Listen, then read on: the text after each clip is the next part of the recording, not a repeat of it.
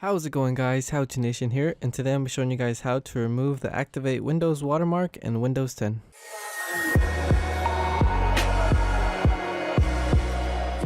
So it's pretty simple. The first thing you're going to want to do is just go open up the notepad option or app, and then once you do, I'll have this layout or code down below in the description. Just copy and paste that onto the notepad, and once you do, just rename the notepad whatever you want, but just make sure you have .bat at the end.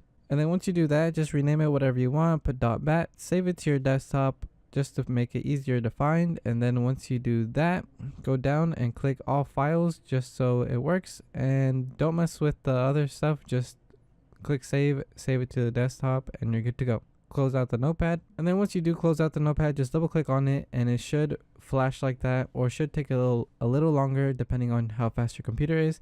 But as you guys can see on the bottom right, my Windows thing actually flickers.